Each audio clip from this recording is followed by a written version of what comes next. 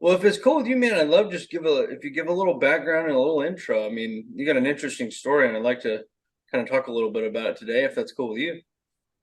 Sounds good. Sounds Yeah, I good. mean, we think you're probably one of the best bankers in the country. I don't know if everybody else knows that or not, but So my checks are clearing then, right? I mean, you're getting that, you're getting those regular contributions. I love that. There you go, man. it's Yeah. still open. Yeah. Yeah, well, give a little intro, man. That'd be great.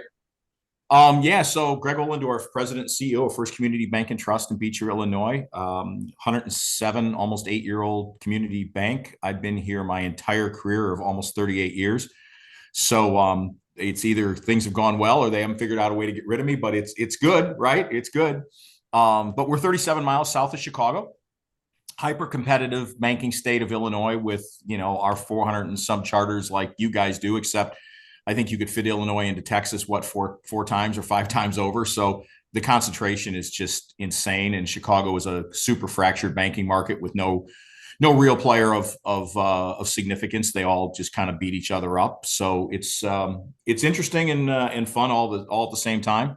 But heavily involved in the fintech space and trying to stay relevant in a very hyper changing community bank space. I just got off an interview for IB magazine, and they were asking about digital assets and what would I tell bankers, and I said we don't want to think about digital assets, we don't want to think about cannabis, we don't want to think about fintech, we don't want to think about all these things because they're scary, but you know what, we better be thinking about all of them. I don't know which ones are going to happen, which ones are going to matter, but it's not a boring time in our business right now. And I think if there's a message to get out, it's try to stay on top of change. I mean, generative AI, look at all these things that are happening.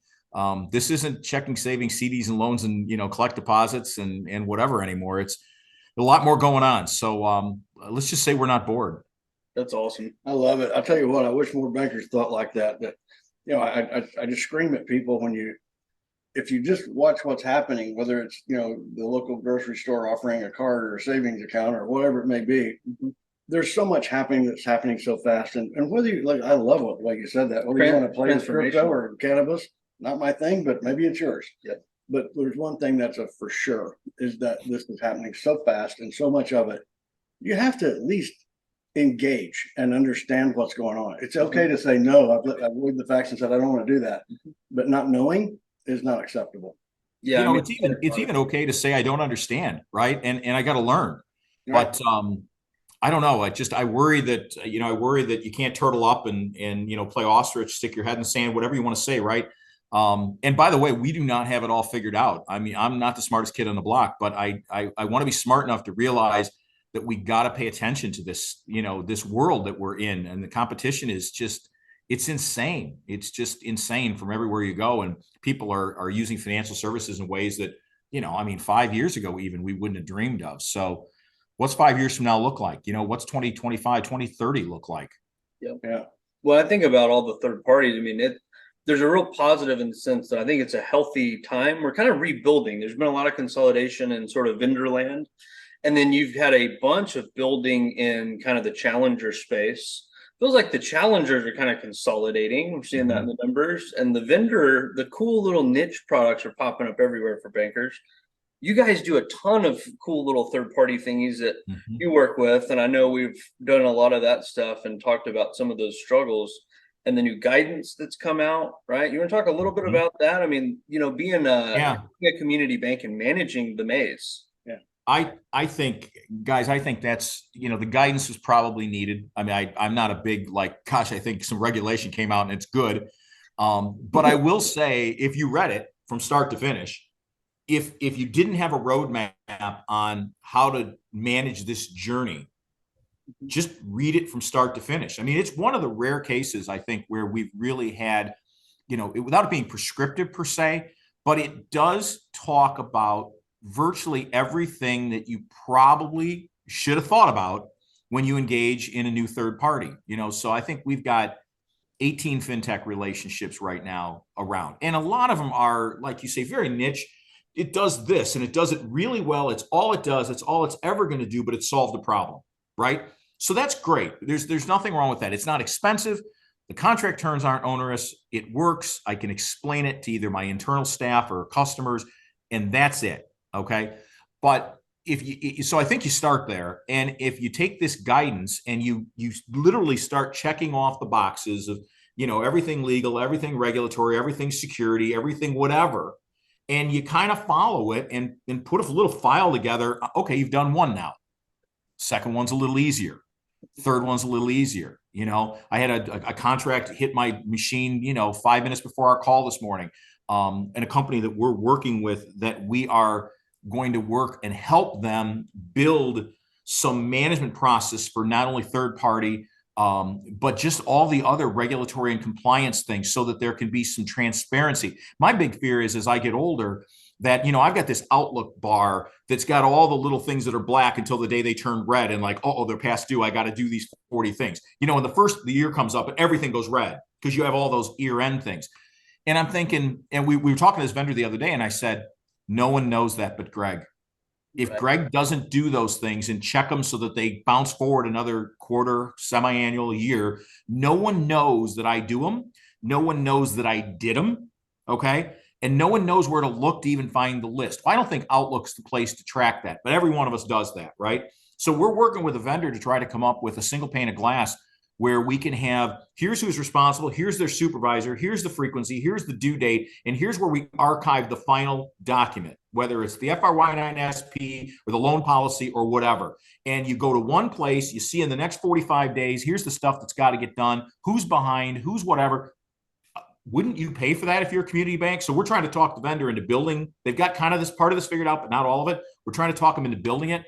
And I think it could be a killer product for banks, because everybody that's got senior execs that are getting a little longer in the tooth, right? We all have these lists. So that's one of our projects going forward, is we want to solve that sounds so simple, but nobody's solving it really effectively. At least I don't think so. So we're going to try to solve it better. There's a simple FinTech solution.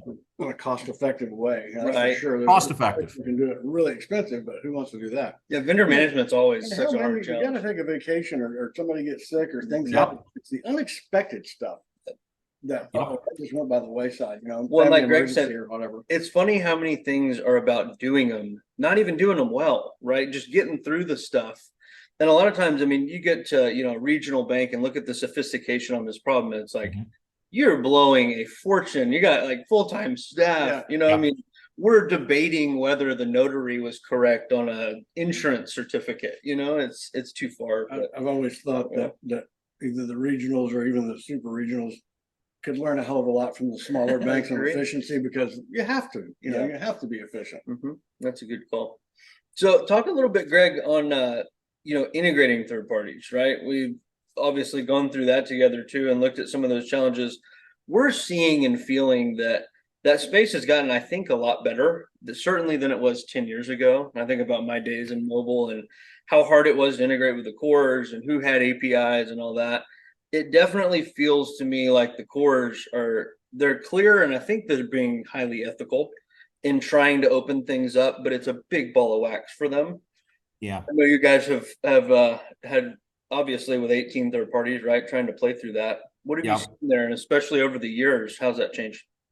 It has to get better for sure. I think the trend is on the right, glide path going forward. 10 years ago, it was impossible. I mean, a bank my size could never have effectively integrated anything with my core. I mean, or you had the old fashioned, interfaces that worked until the core changed one field and then they broke, and then they never worked again. We all lived through that, right? I can name names. You all know who they are. But I do feel like, from what I'm seeing from not only our core, but others, that they are understanding we have to solve for this. I do hear more from the cores that they realize that they are not going to be able to effectively build a solution for me for each and everything that comes along in any type of a timely manner that's going to do what it needs to do before it's already too late, right? So I think they're realizing that. And then, the FinTechs have done it, and they've built it because they're nimble. They start from scratch, blank piece of paper, cursor blinking in A1, they solve it, right? And then it is what it is. So I think that's better. I don't think we're there yet. I don't think we've solved it. I mean, I've seen a couple of companies that specialize in this. They're still pretty expensive. So you have to have a really great use case. It can't be, this is a nice feature, but I don't live and die on it. But they're pricing it like, it's that. But I do think some of the cores are starting to come up. Some are doing more and have done more than others. Some are a little behind yet. We don't have to name names, but all know who they are. But the conversation of moving in that direction is far more frequent. It's I think far more real. Even some of the iterations in the last couple of years, my particular core, what they were going to do 3 years ago, what they're going to do today, I think what they're going to do today is way better than what they were going to do 3 years ago. So that's a positive. You know who those guys are too. So, but I don't think we've got it solved yet. I would like to think if we have this conversation a year from now, we're partway down the journey, and 2 years from now, we've solved it. 5 years ago, I didn't think it was solvable. So does that make me happy? Yeah, I wanted it done yesterday, but I think we're closer. And I think the cores have to solve this problem, period, end of sentence. I completely agree. These, I know all the third parties you're talking about that, hey, we'll build this interface for you. Mm-hmm. And they ultimately, hey, sounds great, man. I could do that on the first day too. And then they change something. And then they change it. When I'm 2 years into it, my change management process has bogged me down. Precisely. It has to be done at the core level. Yeah. And we saw that years ago. Yeah. And I've been working with each one of them, that. And we're trying to help them understand from the banker's perspective in a broader sense and understand the competitive landscape and where, right, we call it the holes in the boat, right? So it's places where, or you talk about skate toward where the puck's going to be. Right. Skate where the puck's going to be, right? It doesn't help you to go where it's at. Every day on that of, have big meetings with senior management in each of the courts, kind of working through these processes. Right. And what comes out of that is really cool. Is you got trust and you're actually helping get something done here. But also we get a really good high level connection with the senior people at the courts, and that really helps us help the bankers. Yeah, you bet.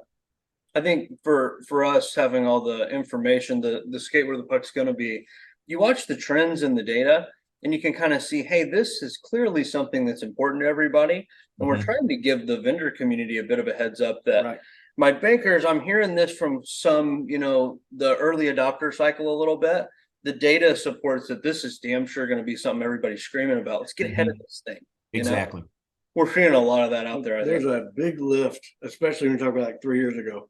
There's a huge lift for what they had built to turn it into what it needs to be. Right. And I think it's underappreciated. People use words like legacy core, which just grates me to no end. And how I heard legacy bank the other day and almost got in a fist fight, but that's another story, Right. Yeah. Well, man, I go back to some of the things I've heard from other people. We built ATMs, we built cards, this is a pretty heavy duty, online banking. It's kind of incredible what banking has built. And the FinTech world is actually using a lot of those things to say, look how smart we are and how dumb the bankers are. It's like, hold your horses. You're writing our rails and our charters, man. Yeah. So the process towards the future, learning from what some of the outside FinTechs are doing, and then integrating all these processes together to make better efficiencies for banks. There's a communication gap between the senior leaders of these companies and the bank senior leaders. And we're trying to bridge that gap as best we can so that the technology skates toward where the puck's going to be. Well, and the efficiency thing, what you guys are talking about there is such a big deal. Community banks have run that 65 to 70% efficiency ratio for a long time. And that's an expensive place to be, right? And it's where just everybody's been at. And it's where still a lot of people are at. I think we were 52 last quarter, and we used to be the 65, 70 kind of place. And, people say, well, how do you pay for all this FinTech, Greg? You're writing a lot of checks, you're this, that, and the next thing. And I'm like, well, I feel like I'm paying for it it doesn't cost me as much to do every piece of business and every transaction. And so that's just kind of something I'm starting to pay more attention to. And I'm trying to watch the banks that I think are super far down the road, or at least further down the road in the FinTech, the digitalization, all that kind of stuff. And I'm starting to see some trend. And I really think there's a great study out there somewhere. But I think I'm starting to see a trend that you are able to drive down efficiency by a significant amount.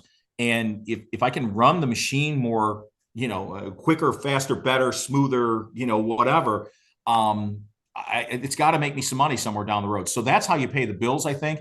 And if the cores and the FinTech partners can take this, I don't know if this is the last mile yet. I know that's cliche, but just say this is the last mile of actually making the connections work, right? Where we actually have real-time integration between my core and my FinTech provider. If I've gotten this far with my efficiency and that happens, okay, and so I stop doing all the updates, the batch updates, and I stop doing I still the last mile, I got to do some manual data entry and all that. I get rid of all that. I believe we drive the number lower. I mean, I really believe. So there's something there that I think is valuable. It's still a little, reaching on the horse, reaching for the brass ring. I can't quite get it yet, but I am seeing the benefit of being on this journey in a measurable metric that matters. Yeah. And I think this is the piece that then gets you really someplace. Then, you've got a few more dollars in the bank, and, that can pay some bills, whether it's a bad economy and some loan losses, or you got to hire some talent, or whatever it is down the road, you got a few more dollars to do something with. So I don't know. I'm glass half full. I think we're on the right path. We're not there yet, but boy, 3 years ago, I would answer the question differently. Well, I think that's huge. You're nailing it, because, okay, let's get good at what we do. Then that opens the doors for opportunities, right? Now you got to have a good eye. Do I want to be a BaaS banker? Do I want to do embedded finance for my merchant players? Whatever. Launch a new product, or CDFI. CDO.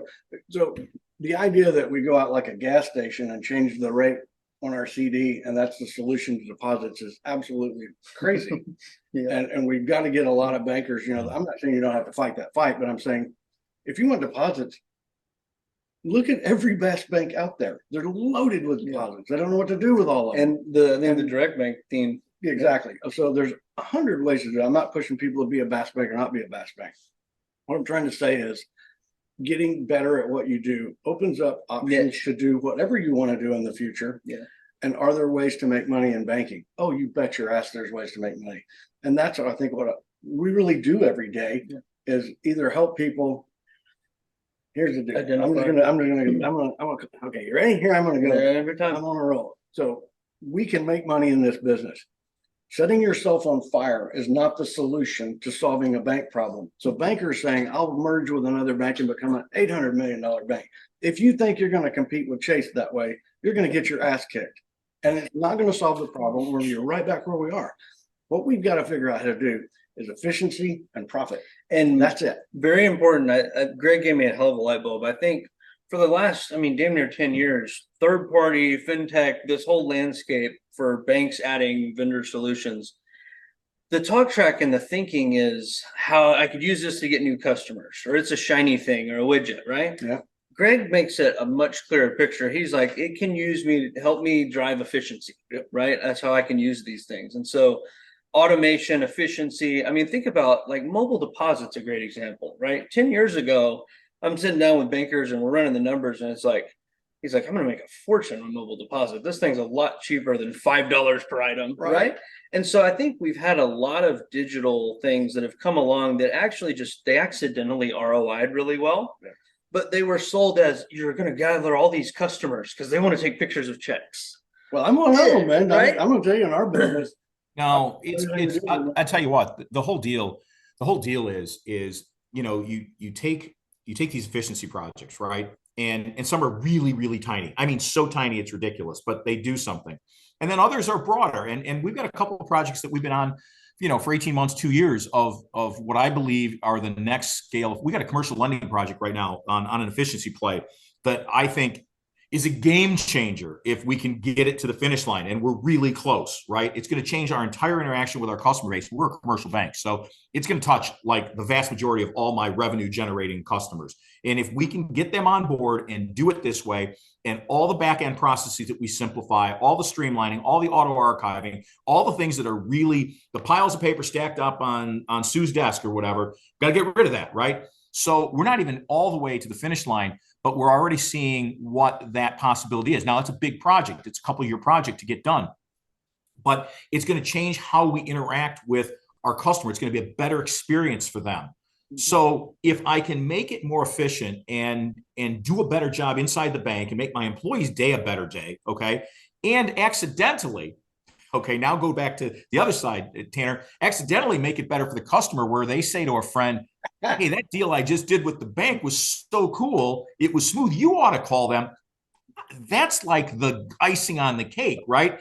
And that wasn't what the idea started out to be. It was, let's fix this crazy paper process, which a commercial loan is. I mean, it's just terrible paper process. Let's fix that. And then, by the way, it may pay a dividend on new business development on the other side, which is exactly backwards on how a lot of this stuff is sold. It's all sold on, oh, I'm going to get 55 new customers. And then when I get one, the project gets a bullet because, well, it didn't work.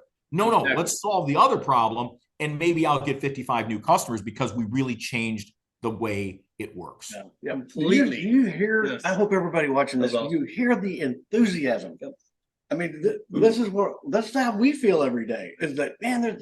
There's opportunities everywhere. My ass, this is really a chance for banking, especially community banking, to really thrive. But yet we're finding a way to kill ourselves, and it's like, golly. I think to Greg's point, the more that we can use technology to drive those efficiencies, we're freeing up the people. It's the same thing we see here. We're doing little micro projects all the time, trying to automate and free up the people because we're relationship based too, right? You're able to free up the people to be in relationship banking, right? And that's where you kick the shit out of the big guys. Hey, are you coming to the roundup this year? I hope so. My schedule this fall is just an absolute utter train wreck. But I've got it on my short list of things to do. So I'm hoping so. You do. I'll tell you what, your enthusiasm, your experience, knowledge, depth. And I know Rick wants to meet you face to face. I do too. I want to meet Rick too. He's a great guy. I talk to Rick regularly. I feel like we do know each other at a pretty good level. He's a good man and very, very smart. But there's so many smart people in that room, and having you there, I think, is such an asset for all the other bankers. And agent experience is something a lot of people, especially young people. I used to be a young person one time, and I scoffed at it too. And but as you get a little bit, like you said, longer in the tooth, it is immeasurable what you've learned and what you can help with other people. And for having people like you there to help other bankers is just fantastic. Well, and the fun part about this whole FinTech journey is my young folks, okay, that are the under 30 somethings, right? They're obviously digitally native, right? If they're right-handed or left-handed, by which hand the phone came out of, they're the other, right? But I mean, they are. And so it's fun because they love these projects. They love doing things digitally. I mean, frankly, they hate doing things the other way. Let's just say that's a bigger point. They hate doing it the old-fashioned way. So they can help bring along the folks that are further down their career path and get them comfortable in doing some of these kind of things. So my argument to this whole thing is efficiency is the killer. That's the one that we're trying to solve for. But we are also making ourselves, I think, more interesting to the generation that we're going to need to hire and keep to keep our banks successful, right? So if we get them excited about this, they learn some project management, they do some reverse mentoring, they like the direction of digital and that type of interaction with people because it's just the only way they know how to do it, frankly. We got a better chance of keeping them as being long-term. And then somewhere down the road, when we're not here anymore and Tanner's here, he could be talking to those guys and we can be off doing something more fun. But I mean, we got to get those folks engaged in this whole thing called banking, and community banking is a great career, and it's been a great career. And I think with this new opportunity, I think young folks should jump on the bandwagon. But we got to get on it first to show them that we're interested in moving in that direction. And so our senior folk, can't just cruise to retirement. It'd be easy to say, hey, in 3 years, I want to be done doing this. And I can just sort of, ride my horse off into the sunset. That's all great. But we didn't do anything to keep that next group engaged and encouraged. We got to do a lot to get them engaged and encouraged so that, I can ride off into the sunset somewhere down the road. That was an inspiring call to action. It really was, because we've all seen this where there's 100 million of these times where some guy signs a 20-year contract or 10-year contract, but really puts the new person that's taking over the senior leadership role handicapped for the first 5 years or so. And then they're 5 years from retirement. And then he's at 5 years away going, maybe I should sign a 10-year, right? Yep. Instead of being exactly what you said, engage, set the stage so that this next group can come in here and really get rolling. And they are, when you're out at dinner one night and your wife and you hear somebody talking about banking at the table next to you, it's like, you can't help it. It's like, this is pretty cool. Young people are getting engaged because we're changing. And to the earlier part of the conversation, get engaged, get educated. At least, I'll guarantee you, talk to Greg and if you don't come out of that conversation going, so tell me about that lending thing, and you're going to get jazzed up on what we can do here. None of this stuff is going to kill your bank. It's actually going to make your bank better, more interesting for you, for your employees, damn sure better for your customer base.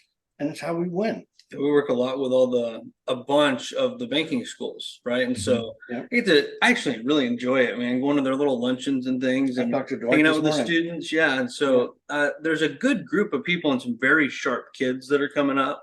And then I think within the banks, you're seeing really interesting people as well. And there's a lot of excitement right now. I do think, to Greg's point, though, what's on the docket is a little bit different between the age groups right now, what everybody thinks is important, and probably shades of truth on both sides. But well, I'll tell you, I did a thing for our Community Bankers Association group in Illinois. We got a career development division, and I've taught, I think, 4 different classes, starting out with what FinTech is, very nut and bolt, whatever. But the last session we did, and this is something I think we need to be taking, in my humble opinion, I could be wrong, but I think we need to be taking to all the banking schools and all the associations, and we should get on a roadshow to do it.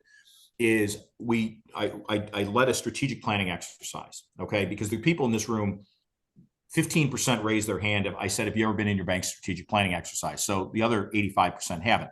So they don't know how it works. They know it maybe happens well or not well in some banks, who knows, right?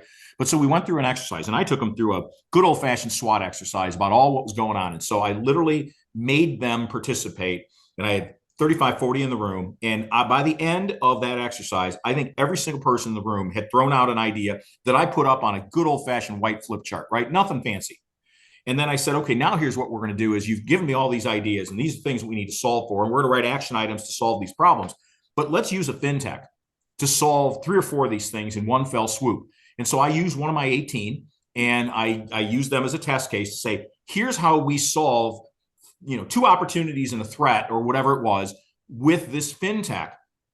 At the end of the class, the kids, it was lunch, and they came up and they're taking cell phone pictures of the flip charts, which I just thought was priceless, right? What could be better than a cell phone picture of a handwritten flip chart? I mean, if that's not the clash of everything, I don't know what is, right? But they're up there, the room's buzzing because they've never done anything like it before. And they saw that it's not about, oh, you do FinTech because it's a notch in your shotgun case, or you do FinTech because the bank down the street did, or because you went to the accelerator, whatever. No, we did FinTech to solve a strategic planning problem. And so you told me what the problem was. You told me what was going on in your bank. You told me that this is either a pain in the ass operationally, efficiency, customer acquisition, whatever it was. And then I gave you a single one solution to say, if you implemented this and over the next 2 years went through and fully put this product in and made it part of your operation, you solved 2 or 3 or 4 of these issues you just told me are happening in your bank. And they're like, whoa, okay, rinse and repeat. Can't we tell that story? Now they got to then go back to their management and tell management, I just went to this class with this crazy guy that preached on this particular topic, right? And we got to do this. Now, I got to get them to do that. I got to get them to walk into their president's office, close the door, sit down and say, I've got an idea, right? Because it takes somebody to then say, I want to do this. I want to own it. I want to change the world. I have no reports, right? These are all people above me. I'm going to change the world this direction, right? But you got to get folks that are willing to do that. If you do, and they're successful on a project like that, what's it going to do for their career? You tell me. Yep. That's awesome, man. I mean, the definition of bankers helping bankers for us, right? And we see this, Greg, people like you used to be so few and far between, and so needed and appreciated. And I think guys like you drive that with others, right? I mean, doing things, going out there, and you talk about different committees. I mean, you're so involved in so many things. And you talked about experience. I mean, the rest of us need guys like y'all out there on the field and being helpful to each other. So it's seriously appreciated. The old dumb guy, and then there's the old guy that's on top of it. Yep. And yeah, that's what we probably feel these calls 10 times a day of just, technology changes, what vendors, what should we do, and all those kind of things. I think that's really interesting. And the fact that you're using so many of them, that's really cool. Something he said that was really fun. I wish you had a picture of that person taking a picture, right? I do too. And it was a bunch of them. And I'm like, this is so funny. I actually asked one of the young girls in the class to come up, and I said, will you be my scribe? Will you take the notes or whatever? So she stood up there and dutifully wrote down every idea that came up, flipped the flip chart, the whole 9 yards. And I'm thinking, what are we going to do with this? And then they took pictures of it. And because, of course, they take pictures of everything. I wish they would have taken a selfie with it. That would even been better. But the fact that they went and they flipped the page after page so they could take these ideas back in their quote unquote digital notes. And I just walked out of the room. I was smiling from ear to ear. I laughed about it and I said, wow, my first strategic plan that I led in 1991, when I had been at my bank for about 5 years, was done on flip charts. And so here I am in 2022 or 23, and I'm teaching a strategic planning class on flip charts and laughing, saying, you know what, the darn flip chart still works, right? Yep. But it was the ideation that I wanted. I wanted them to just rapid fire. I got this, but here's my strength. Here's what my bank's great at. Here's what our weakness. And they just rapid fired them up there. And my gal is just taking notes. They don't know where we're going with it. But then when we put the bow around it, it was that aha moment, and then they were engaged. So I'm hoping somebody, one kid in that class went back and sat down. Of course, I told them to do this with their CEO and said, I got an idea. Maybe they got an invite to the strategic planning meeting. Maybe they got a chance to run a little project or whatever, but hopefully it gets them to the next level of their career. And then, 38 years from now, you guys, whoever follows you all, can be interviewing them, talking about their career in banking. I just hope we can accomplish that. But I think that's the message that we need to take to a broader audience. There's a lot of little banks that I don't think are thinking about that. We're not smarter than the average bear. It's not about that, but we do have a process, and we've had a process a long time. And we follow that process religiously, from strategic planning to market planning to budgeting to action items to implementation to review. You can either talk about it, or you can do it, and we try to do it. And I think that was a really neat experience for me, being on the old guy side of the fence. That's awesome, man. Really, really good stuff. And I think, man, I heard efficiency. I heard you talk about helping the next guy's community bank. I mean, a lot of good stuff in what you're doing. But look, I want to give you a chance. Final thoughts. I appreciate the hell out of you talking through obviously the things we wanted to hear from you today, right? And how you guys are doing things that's so helpful. But final thoughts, man. Is there anything once a week? I know. Yeah. Is there anything else on your mind that we didn't touch on or talk about, or just anything you want, man? Take a minute. Wow. With you guys, the fun part about talking to you guys is I have absolutely no idea what we're going to talk about. So we jump on the call, and where we are now and where we could have started, I have no clue. So, no, I think finding a way to stay independent and relevant, and forward thinking in all of our communities is critically important, right? I think every bank has to go through that. I do know some community banks that are in little tiny protected worlds that make pretty decent money, have no credit exposure per se, great customer base, not affected by outside third parties in a great way. And they run their little shops, and not even little. Some of them are pretty good sized shops, and depending on the state, and they do just fine. The thing I challenge is how long, even in a bank like that, how long will that continue to be the case? Maybe forever. I don't know it all. Obviously, I act like it sometimes, but I don't. So maybe it'll work in that market for a long time, and they got a little engine going, and don't tune it up if it's running good, right? We let it alone. I don't know how many people are in that boat. I do know people are in the boat of figuring out succession, which I think is massively important. I think FinTech and getting our youngsters involved in project management and doing interesting things helps succession immeasurably. Doing nothing and staying the same year after year, I think, makes succession really difficult unless you're the son or daughter of the owner. And that's great, because I'm very proud of our family-owned banks. We're not one, but I'm very proud of families that have owned banks for 4 and 5 generations. I think that's just flipping awesome. So kudos to them. But if you're not in that boat, how do you get that next group involved? How do you get them to think it's a great career? How do you tackle succession? There's a lot of us that are flipping, the 60 number and getting closer to being out. How do we prepare for that? And I think some of these things we talked about today, if you run the shop more efficient, first of all, you got some money to spend, which always helps. If you run it, with a good dose of technology that makes you relevant to the modern customer, I think that helps. I think it's more fun for the employees if you can enrich their job and they're not just doing the same darn thing that they've done for 20 years. I've had people early in my career say, well, I've got 20 years experience. No, they had 1 year experience 20 times over. Rinse, repeat, rinse, repeat, rinse, repeat. And there's a huge difference. I want an employee that's been with me for 20 years to have 20 years of experience by the fact that they've grown and they've had new opportunity on a regular basis. I mean, it may not be every year. I mean, some things settle in once in a while, but I want them to know that there's somewhere that they can go that's more interesting, that's more exciting, that they can continue to learn and be better for themselves, the way they feel about themselves down the road. And I think all of the things we talked about today lend to that, which I think then solves I want to sell my bank rather than I want to continue to operate my bank. I want my bank to be 214 years old someday, not just 107, right? I think that's really important. So if those are our goals, how do we get there? And I believe that some of these things that are available to us today give us the opportunity to get there if we're open to them, if we're willing to look at these things and think about them and challenge ourselves and learn even about topics that, quite frankly, don't seem to make any sense at the moment, right? But if we do that and we make that the culture, I think we got a chance of having a lot of community banks be successful for a long time. And frankly, for our small towns, et cetera, across the country, if community banks aren't successful, the big boys are not going to help my local customers. Last thought, we just had a church in our town turn 40, a little Baptist church here in my local town. And in year 37, they came in and 37 years ago, in year 3, they came in and wanted to borrow some money to build a church building. And my bank, honestly, the first loan committee turned it down. And my dad was on the board at that time, and I give my dad a lot of credit. He wasn't a bank board member for a long time. He was just a local businessman, but he served 4 or 5 years. And he heard that we turned him down. And I'd only been at the bank a year. And he said, Greg, why the heck would we turn that church down? And I said, I'm not on loan committee. I don't know the answer. But I said, you're on the board. Take it to the board. Ask him. So he took it to the board and he said, how on earth could we turn down the local church from building a church building? It's not who we are. We're a community bank. Board changed their mind. We built the church.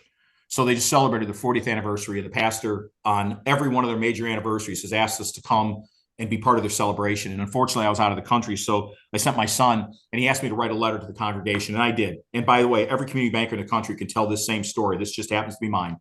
And we went and told the story. He read the letter at the congregation. My son was there. He met 40, 50, 60 people that he's never met in his life before. And the pastor said, if it wasn't for this bank, we wouldn't be here today. We'll never bank with anyone else. And this is what it's about. I look over at him. He's got tears in his eyes. I got tears in my eyes. Chase is not building that church. That's so They're good. just not building the church. So if that matters, and my premise is faulty premise, faulty conclusion. My premise is that matters, right? So if you believe that matters, then we got to do every freaking thing we possibly can to keep us locally owned and independent and relevant going forward. And I think what we just talked about may be some of the ways to do that. But, that's just one guy's opinion.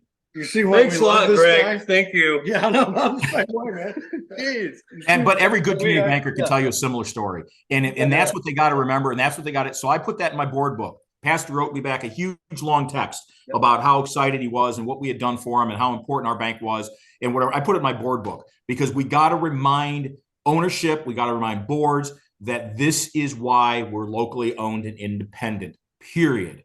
And if that doesn't get you up in the morning and wanting to come to work and do what you're doing, then you probably ought to be doing something else. That's why we're here, man. I love it. I appreciate you telling that story so much. I can't thank you enough. I mean, I tell you what, there's a fire in my belly for this stuff, and there's a lot of bankers. I tell people the stories about standing over an open flame cooking burgers to raise money for things at 104 outside, or freezing their ass off doing things outside there, just to raise a dollar here and a dollar there. And that's what this is all about. And that's what the passion of the community banker is. And then you've also got the reality that the bigger banks have policy, not people. They're going to make a loan. Sorry, you didn't fit our criteria. Yeah. Now you'll sit down and talk to that local church and say, maybe this is a good idea. Well, it's the right thing. The right thing. Yep. Huge Greg, difference. I appreciate you so much, man. And always have a blast with you, even when you got to yank the heartstrings like that. Wasn't ready for that this morning. I know. But appreciate everything you do, man, and things just like that. Everything you do in your community. And then in the community of community banking, you just took more than a half hour out of your day that we're never going to get you a dollar back for that. But I think a lot of people get a lot of good. So we appreciate it. It's fun to see you guys as always. Thanks for the invite to come along on this road where I never know where it's going to go, but it's always great to see you guys and keep doing what you're doing and we'll just keep fighting the fight. All right, buddy. Appreciate you, man. We'll see you next time. Talk to you.